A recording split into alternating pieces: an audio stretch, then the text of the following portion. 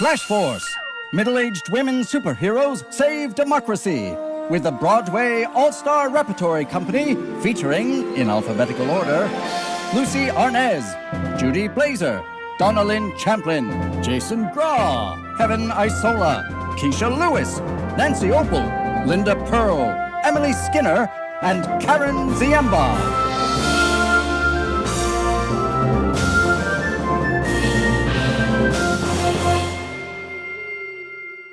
In our last episode, our 5 women seeking solace and empowerment in helplessness therapy were caught in an unexpected terrible accident emanating from the Columbia University physics lab next door. Knocked out by the blast of whatever it was, they regained consciousness, only to find that they have somehow been changed in ways that they could not begin to grasp.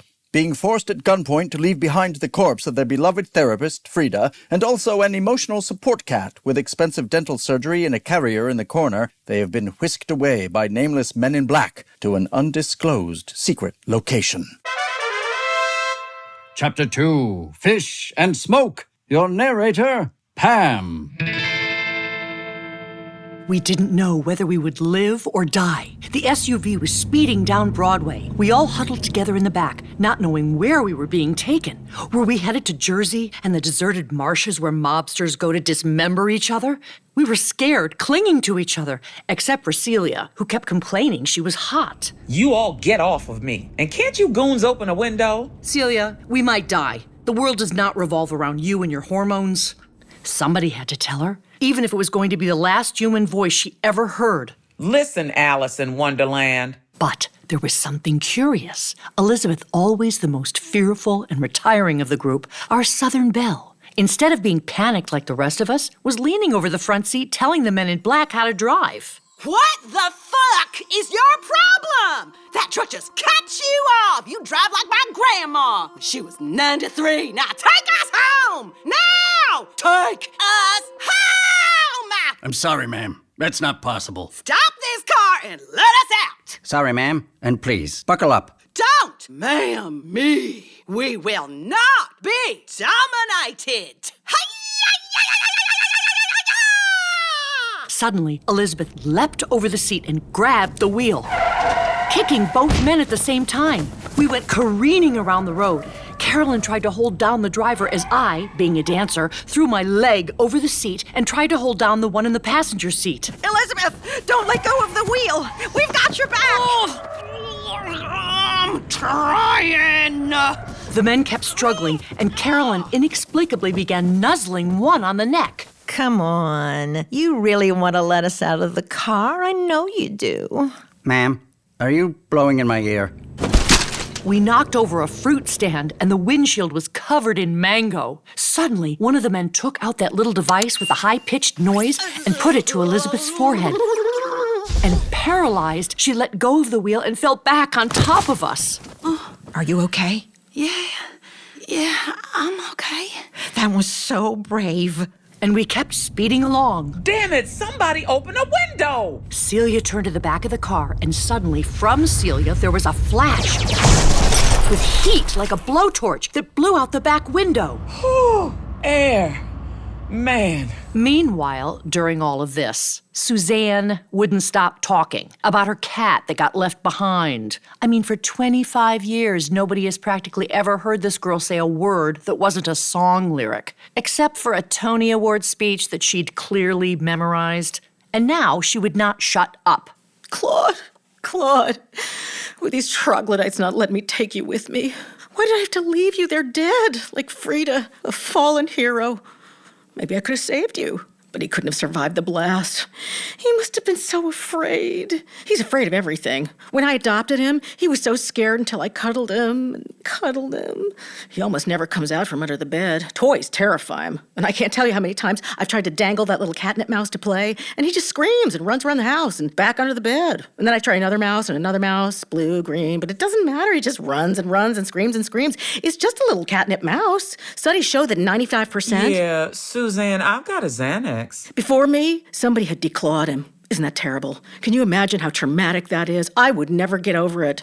I remember at the shelter, first time I saw him, all dressed up in his own little natural tuxedo. He looked so sophisticated and smart and French, like in an old movie, like Charles Boyer. So why didn't you name him Charles? Because I named him Claude. Claude Debussy, Claude Rains. And he had been D. Claude, and I wanted him to be Claude. I made him whole again. I'm really sorry about your cat, Suzanne. We had sing-alongs in the middle of the night when neither of us could sleep. I'd sing, he'd listen. Suzanne, stop talking. You spent entirely too much time with that cat, okay? I didn't want to say anything, but everybody's always thought it was weird. And exactly why are you supposed to be Broadway's adorable sweetheart? Wait, we stopped moving. It was true. The men got out of the car and opened the doors. It was pitch dark. Come with us. They took us into an alley and through a metal door and down some stairs with cinder block walls painted black, and then down another flight and another. There was the smell of fish and smoke. I wondered if we were down at the docks. And then we went through another door and were in a large room. At the end was a big pulsing orb of light. It pulsed in different colors, and we couldn't really see because of the dark and the light. Okay, this is it. This is what? You're about to meet your oracle and get your instructions. Instructions for what? And the men left. Where are we? I aggregated the number of steps in the 3 flights we took down, 2 with an even 22 steps each and 1 with 17. It's cool, at least. None of us said it, but we were all scared. Then suddenly, the orb got brighter, and a shadowy figure loomed up at the far end, backlit. The figure was huge and tall, and there were flowing, colorful robes. The figure came closer to us, but we couldn't make out anything but a shape and those robes backlit in shadow.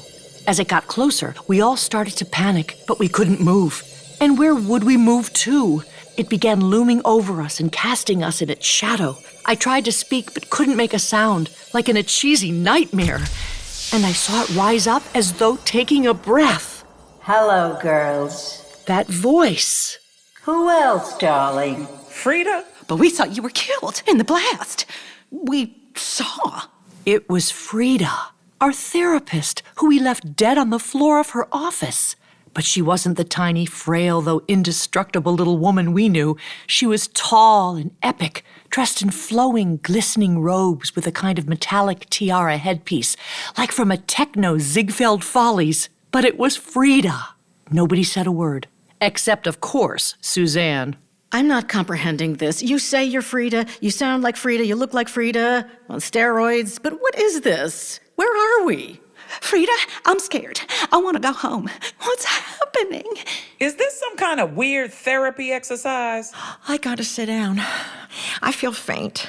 Okay, all of you, let's take a deep cleansing breath. Come on, all together. In for 4, out for 8. And I'm going to explain. Why do you look like that? How did you get so big? Girls, sometimes things happen that don't have an easy explanation. I'm going to give it to you straight. Why don't you all sit down? See those lit-up sci-fi looking things along the wall? They're all benches. Hard on your tuchus, but you can sit. I want you all to listen to me carefully. The accident in the physics lab next door that made the blast was not an accident. I knew it was going to happen. I was working with them, and I picked the time because you would be there. What are you saying? What's the best way to say this? Is there a good way? Girls, you have all been transformed into superheroes. Into what? Superheroes. You're superheroes. And I chose you for this experiment. No, not an experiment. For this mission. Frieda, I want to go home. My husband doesn't know where I am. I don't understand any of this. What do you mean, we're superheroes? We're middle-aged theater women in a helplessness therapy group. Exactly, and I've chosen you all specially for what is going to come.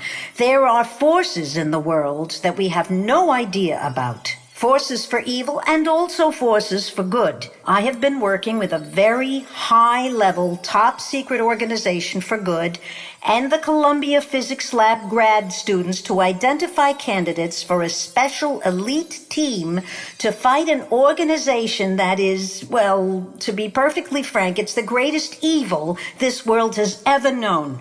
And I knew from 12 years of therapy with you all, even though to yourselves you seem like basket cases, and sometimes you are, I knew that in you, if you only were given the right empowerment and molecular enhancement, you could do anything. You've come a long way, and let's not ignore this makes me a very good therapist. And so I designated you 5 to be transformed to be the greatest superhero force that together will save the world.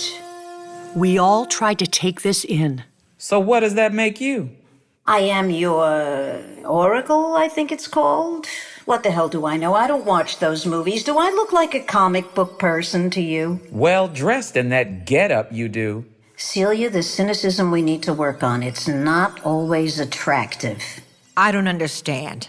How are we superheroes? Have you noticed anything different about yourselves since the accident that wasn't an accident? Think about it. Elizabeth, you've always been crippled by fear. I jumped over the seat to try and take control of the car on the way down.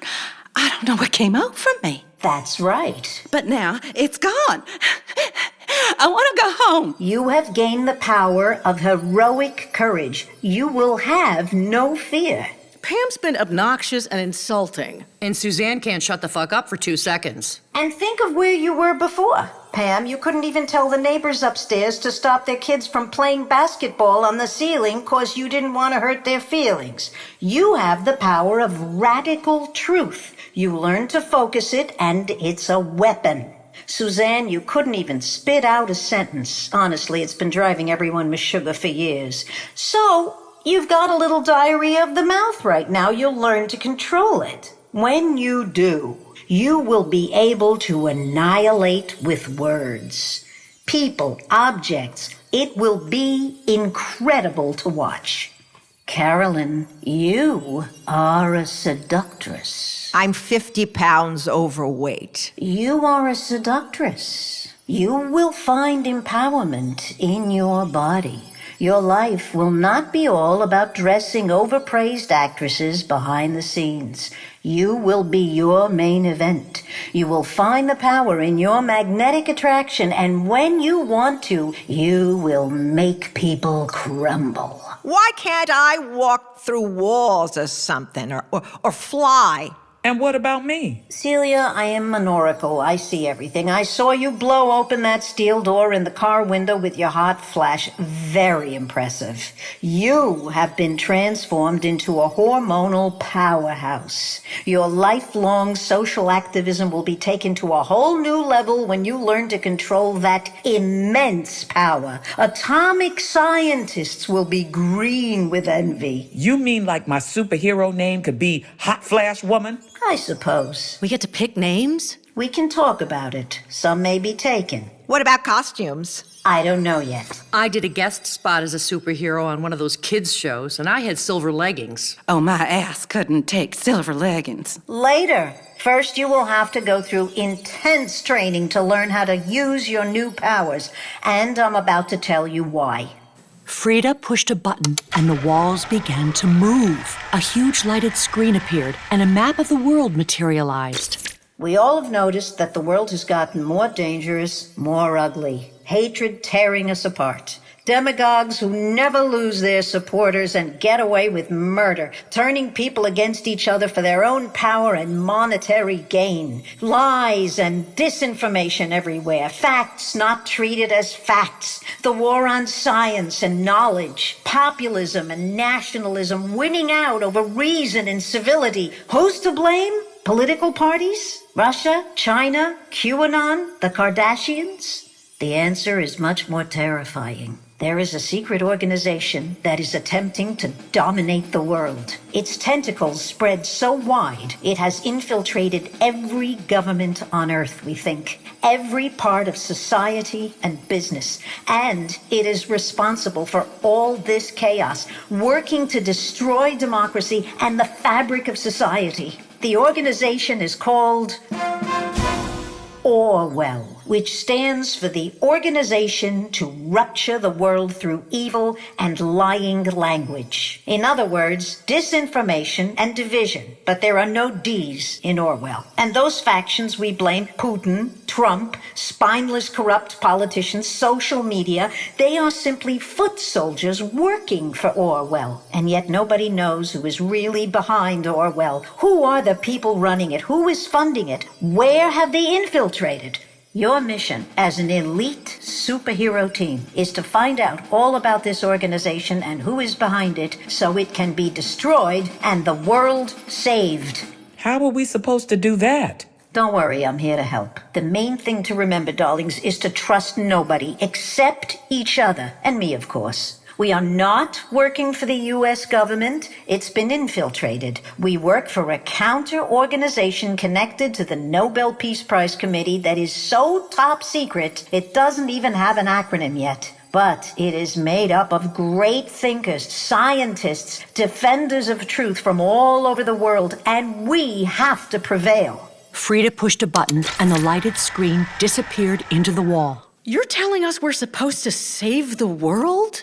Us? You will be sent in undercover as a group of entertainers for corporate events and private parties, which will allow you access to any circle of money launderers and oligarchs and people who live to impress each other. And you will either be fawned over by starfuckers or made to enter through the kitchen. You can never tell with rich people. But each of your special superpowers will be effective in different ways. They'll be hard to detect, unlike, say, flying.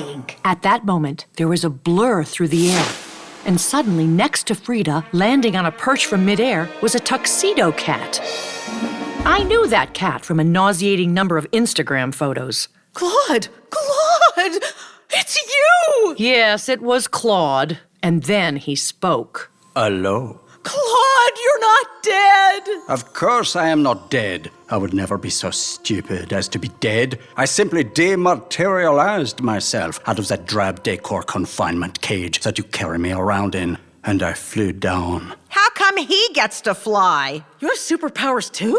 You can dematerialize and fly? And talk. I am talking. Do you not notice I am talking, you dense human American? You do not think that a cat who suddenly talks in both French and English, which you, by the way, cannot do yourself, is not a superpower? Well, of course I noticed. And I have much to say.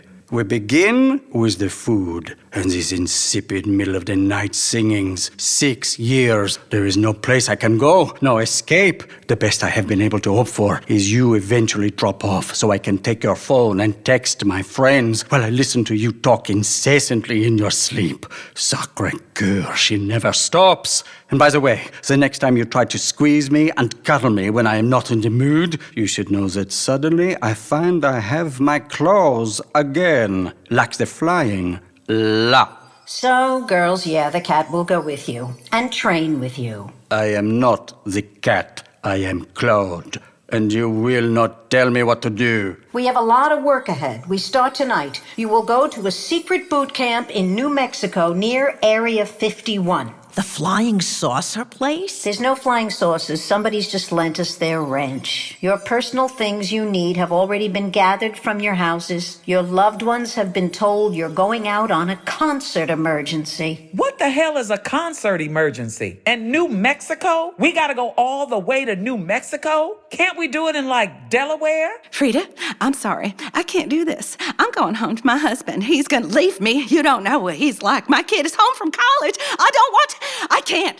I don't want to be a superhero. I'm not being a superhero. I'm leaving now. How do I leave? How do I get out of here? If I have superpowers, why can't I get out? Let me